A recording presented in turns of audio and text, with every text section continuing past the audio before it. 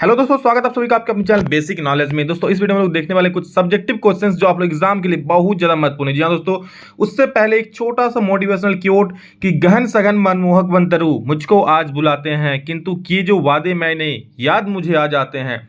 अभी कहाँ आराम बदा या मुख निमंत्रण चलना है, अरे अभी तो मिलो मुझको चलना है। जी हाँ दोस्तों, जो वादे आप किए हैं अपने आप से खुद से कि मुझे बोर्ड एग्जाम में अच्छा नंबर लाना है किसी भी हाल में, उसको भूलिए नहीं। और अभी आराम कहाँ, जब तक आपका एग्जाम पार नहीं होता। अभी तो आपको मिलो चलना है, अभी तो आपको बहुत चलना है, मेहनत करना है, बोर्ड एग्जाम में अच्छा नंबर लाना है, अपना नाम रोशन करना है। चलिए शुरू करते हैं आज के इस वीडियो को। देखते हैं क्या क्या सवाल है और उसका जवाब क्या होता है। दोस्तों ये जो सवाल मैं इस बार लेकर आ रहा हूं आप लोग प्रीवियस ईयर क्वेश्चन पेपर में पूछे गए हैं ये सारे सवाल, ठीक है। सभी बहुत महत्वपूर्ण सवाल है और ये एग्जाम में पूछा गया है, ये प्रीवियस ईयर क्वेश्चन पेपर में अभी लेकर आया हूं। तो चलिए सभी सवालों को देखते हैं और बिल्कुल तांडव मचा दीजिए, क्वेश्चंस को एकदम पढ़ के एकदम पूरा धुआं उड़ा दीजिए। चलिए देखते हैं क्या क्या सवाल है, उसका जवाब क्या होता है। तो दोस्तों पहला सवाल हम लोग का यहाँ देख सकते हैं स्क्रीन में। दोस्तों मैं यहाँ पर आंसर को आप लोग को समझा दूंगा और देखिए अभी लिखने का वक्त नहीं है कि आप आंसर को लिखो फिर उसको पढ़ो, वक्त नहीं है। आप लोग वीडियो से ही समझ लो, क्योंकि अब उतना वक्त बचा नहीं कि आप आंसर को लिखोगे सजाओगे फिर उसको याद करोगे। इसलिए वीडियो से ही आप उसको समझ लो। देखिए मैंने जो लिखा है बड़ा बड़ा इसमें आंसर पूरा डिट्टो आप लोग एग्जाम में जाकर ऐसा नहीं छापना है, आप लोग समझ लीजिए ताकि खुद के शब्दों में अच्छे से आप लोग उसको बैठा कर लिख सको। लेकिन हाँ समझना जरूरी है, इसलिए वीडियो को ध्यान से देखिएगा। क्वेश्चन अगर एग्जाम में आए तो छूटना नहीं चाहिए भैया। देखिए पहला सवाल क्या है कि वैश्वीकरण का प्रभाव एक समान नहीं है, इस कथन की व्याख्या अपने शब्दों में कीजिए। तो पहले समझिए वैश्वीकरण मतलब क्या होता है, बहुत बार बता चुका हूं। जब विभिन्न देश एक दूसरे से एकीकरण की प्रक्रिया करते हैं, मतलब मान लीजिए क्या अंतर्राष्ट्रीय बाजार में हम अपना सामान बेच रहे हैं, फिर दूसरे देशों के जो लोग हैं हमारे देश में आकर बाजार में सामान बेच रहे हैं, तो ये होता है वैश्वीकरण, ठीक है। तो चलिए देखते हैं क्या है इसमें। वैश्वीकरण से विभिन्न देशों के बीच एकीकरण की प्रक्रिया में तेजी आई है।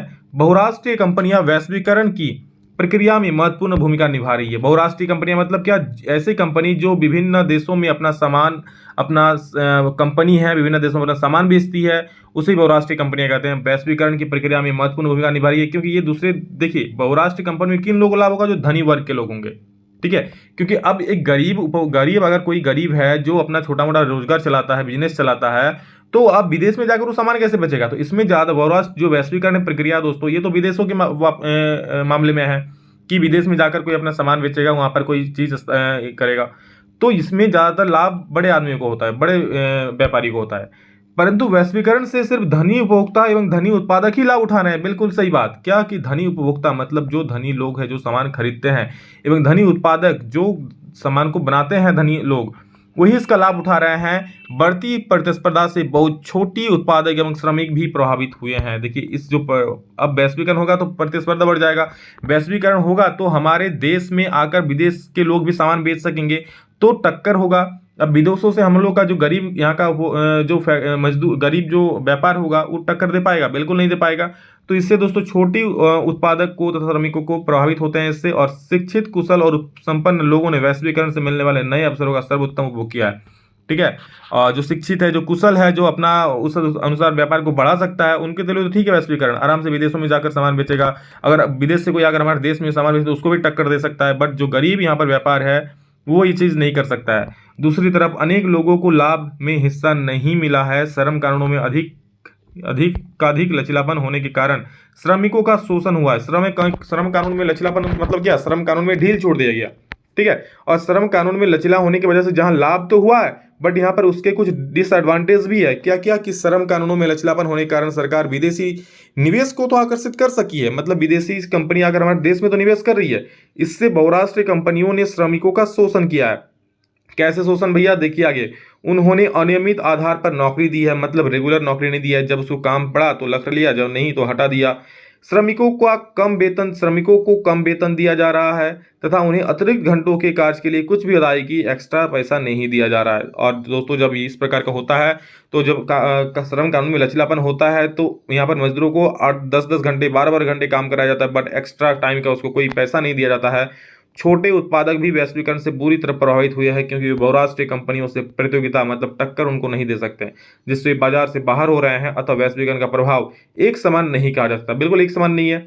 जहां धनी वर्ग के लिए बहुत बड़ी बात है, बहुत अच्छी बात है धनी व्यापारियों के लिए, वहीं गरीब व्यापारियों के लिए, गरीब लोगों के लिए अच्छी बात नहीं है। अब सोचिए जो विदेश का सामान अगर हम लोग देश में बेचेगा, अगर महंगा सामान, उसको गरीब उपभोक्ता जो है हम लोग आप लोग जैसे लोग खरीद पाएंगे, नहीं पाएंगे। और जो गरीब व्यापारी है वहां पर अपना प्रतिस्पर्धा नहीं कर सकते, क्योंकि गरीब व्यापारी अपने सामान को ज़्यादा क्या बोलते हैं उस ऊंचे दामों में बेच नहीं सकता, छोटा छोटा उसका सामान होता है। तो यही चीज़ है कि वैश्वीकरण का जो प्रभाव है दोस्तों सभी लोगों के ऊपर एक समान नहीं है। यहाँ पर गरीब के लिए घातक सिद्ध हुआ है, लेकिन वहीं उच्च वर्ग के लोगों के लिए जो व्यापारी लोग हैं उनके लिए अच्छा सिद्ध हुआ है। चलिए समझ गए, अगर एग्जाम में आएगा तो छप जाना चाहिए भैया एकदम अच्छे से। नेक्स्ट क्वेश्चन देखिए, विदेशी व्यापार एवं विदेशी निवेश में अंतर स्पष्ट कीजिए। क्या है विदेशी व्यापार और क्या है विदेशी निवेश? तो आइए चलिए समझते हैं। सबसे पहले विदेशी व्यापार को समझिए। देखिए, विदेशी व्यापार से तात्पर्य दो या दो से अधिक देशों के बीच होने वाले व्यापार से। विदेशी व्यापार मतलब क्या? जब हम विदेशों में व्यापार करते हैं, विदेशों में जाकर कोई सामान बेचते हैं, या फिर विदेश के कोई लोग आकर हमारे देश में सामान बेच रहे हैं, ठीक है।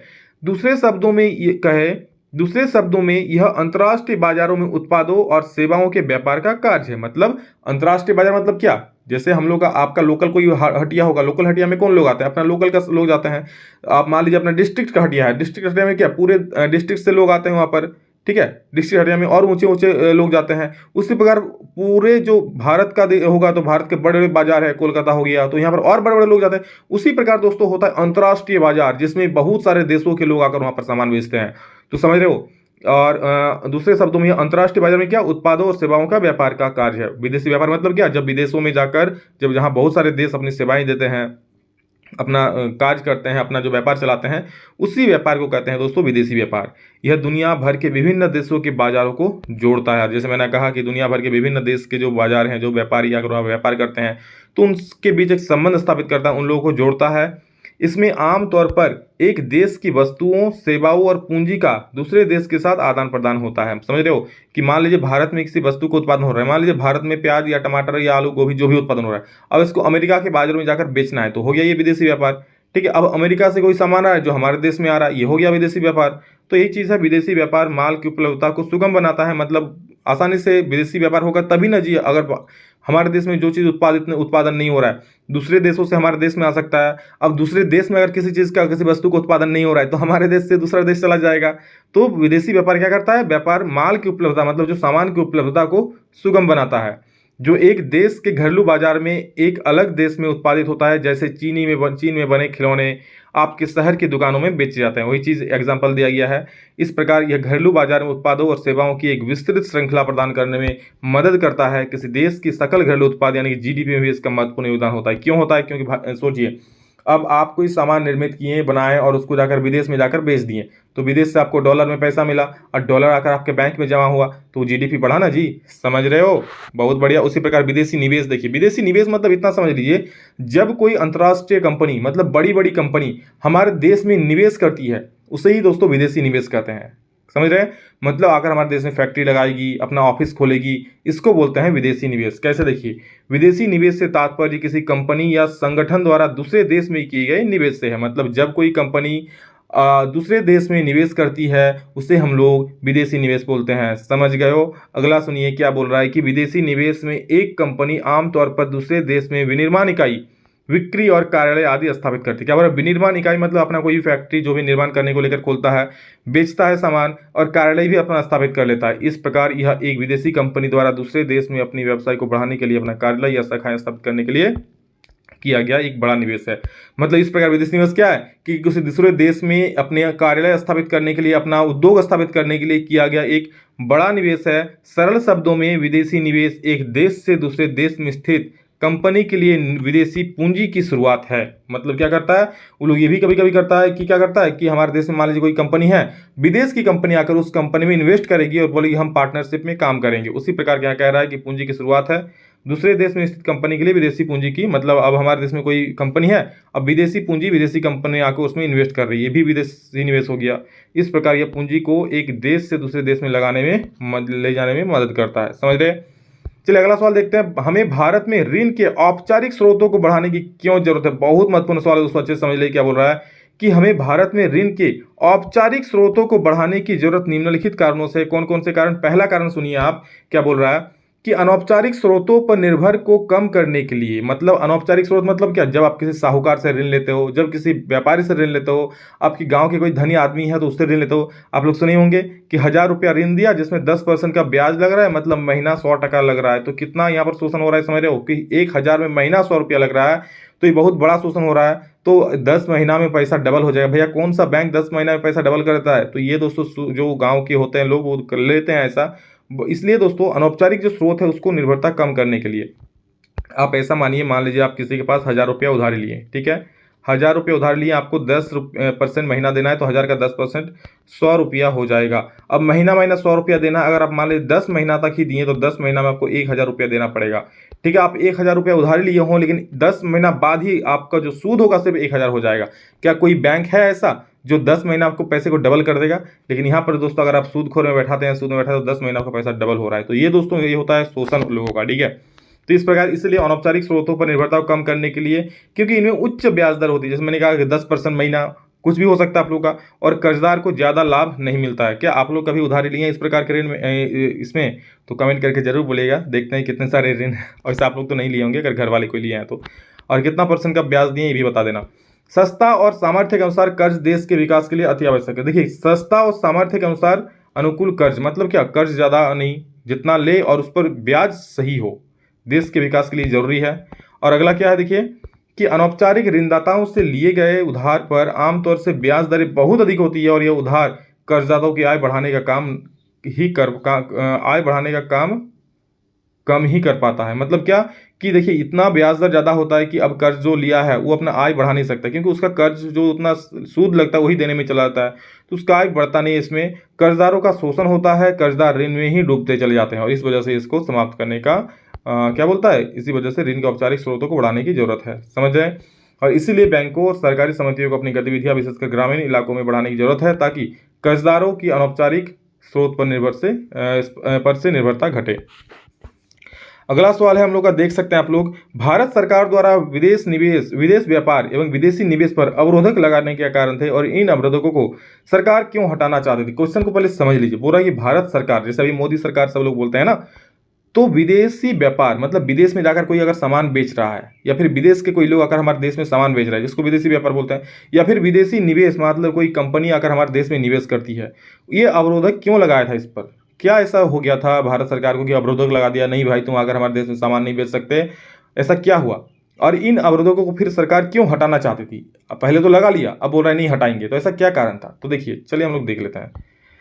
तो सबसे पहले देखिए, भारत सरकार द्वारा विदेश व्यापार एवं विदेशी निवेश को अवरोधक लगाने के निम्न कारण थे। क्या निम्न कारण थे? विदेशी व्यापार पर और विदेशी निवेश पर अवरोधक लगाने का कारण था कि प्रतिस्पर्धा से भारत के नव उद्दित उद्योग बंद हो सकते थे। मतलब विदेश से अगर कोई व्यापार आकर हमारे देश में व्यापारी करेगा, सामान बेचेगा, तो समझ लो हमारे देश में छोटे मोटे जो उद्योग है, जो अभी फल फूल रहे हैं बेचारा लोग, जिनको थोड़ा बहुत कमाई हो रहा है, अब बाहर से विदेशी व्यापार आकर अपने सामानों को कम दाम में उससे बेच देंगे, तो क्या ये गरीब जो व्यापारी उससे प्रतिस्पर्धा कर पाएंगे? बिल्कुल नहीं कर पाएंगे, तो उद्योग बंद हो जाएंगे। इसलिए दोस्तों प्रतिस्पर्धा जो होगा वो नवा उद्दित मतलब नए उद्योग उससे बंद हो सकता है, इसलिए वहां पर फिर उसको बंद करने का निर्णय लिया गया, विदेशी निवेश को अवरोधक लगाने के लिए निर्णय लिया गया। फिर क्या कि ऐसा इसलिए किया गया था कि विदेशी स्पर्धा से देश के उत्पादकों को संरक्षण प्रदान किया जा सके। मतलब विदेशी स्पर्धा से मतलब आकर विदेश वाले व्यापारी भी हमारे देश में स्पर्धा करेंगे, सामान बेचेंगे, उससे संरक्षण मिले, देश के यहाँ पर जो व्यापारी है उसको ज़्यादा दिक्कत ना हो, ठीक है।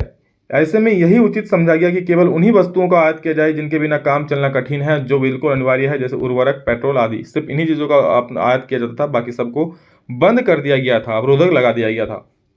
फिर बाद में सरकार इसको हटाना चाहा, क्यों हटाना चाहिए? देखिए, इन अवरोधकों को सरकार निम्नलिखित कारणों से हटाना चाहती थी। किन कारणों से? इस प्रतिस्पर्धा के कारण भारतीय उत्पादक अपने माल में सुधार करने का प्रयत्न करेंगे, ताकि उनके माल विदेशों में एक बड़ी मात्रा में मिल सके। अब देखिए, अब जो छोटे मोटे उद्योग था वो फल फूल गया, बड़ा हो गया। अब बड़ा होने के बाद भी अगर वो ज़्यादा चीज़ अच्छा से बनाएगा नहीं, अपना क्वालिटी नहीं बढ़ाएगा, तो फिर उसको तो सोच रहा है कि भाई साहब विदेश से कोई आने वाला नहीं है, पर हम अपनी मनमार्जी करेंगे, ठीक है। जब आप देखेंगे कभी गली मोहल्ले में जब एक दुकान होता है तो ज़्यादा रेट लगा कर लेता है, लेकिन वहीं जब बगल में और एक दुकान खुल जाता है तो दोनों में प्रतिस्पर्धा शुरू हो जाता है। हर एक दुकान एक दूसरे से अच्छा क्वालिटी का सामान रखना चाहता है और कम दाम में देना चाहता है, तो वही चीज़ होता है यहाँ पर, ठीक है। विदेशी निवेश जब यहाँ पर विदेशी व्यापार शुरू कर दिया तो भारत के जो पहले का व्यापारी थे वो लोग भी अपना गुणवत्ता को बढ़ाने लगे, इसलिए ये चीज़ किया था। मतलब इसको अवरोधक को हटाने के बारे में थे सोच रहे थे। नेक्स्ट क्या, एक स्वच्छ प्रतिस्पर्धा चीज़ों की गुणवत्ता बढ़ाने में सहायक सिद्ध होगी। जैसे मैंने अभी कहा कि जो प्रतिस्पर्धा होगा, जो कंपेरिजन होगा दोनों में कि कौन अच्छा दे रहा है कौन खराब, ठीक है, तो उससे गुणवत्ता बढ़ता है, सब कोई अच्छा सामान ही देना चाहेगा। भारतीय सरकार ने सोचा कि वह समय आ चुका है जब भारतीय उद्योगपति प्रतिस्पर्धा का मुकाबला करने में सक्षम हो चुके हैं। मतलब अब भारतीय सरकार ने सोचा कि अब वो समय आ चुका है कि अब भारत की जो व्यापारी है बड़े हो चुके हैं, फल फूल चुके हैं, अब वो स्पर्धा कर सकते हैं। तब उन्हें अवरोधों का जो लगा था उनको धीरे धीरे करके हटा दिया गया। समझ गए? तो ये था दोस्तों आप लोग का टॉप मोस्ट इंपॉर्टेंट क्वेश्चन। सभी को जरूर शेयर कीजिएगा ताकि सभी को पता चले। एग्जाम में दोस्तों आए तो छूटना नहीं चाहिए, बिल्कुल एकदम एग्जाम पेपर की खोपड़ी में छेद होना चाहिए। ठीक है, बिल्कुल याद रखिए कि हो चुका है आगाज रन का, युग बदलने की तैयारी, और जीत उसी का होगा जिसका संघर्ष है जारी। मेहनत कीजिए, पढ़िए, बहुत अच्छा नंबर आएगा। चलो love you all, thank you, love you. अभी के लिए इतना ही, फिर मिलेंगे नेक्स्ट वीडियो में जल्द ही। तब तक के लिए जय हिंद, वंदे मातरम।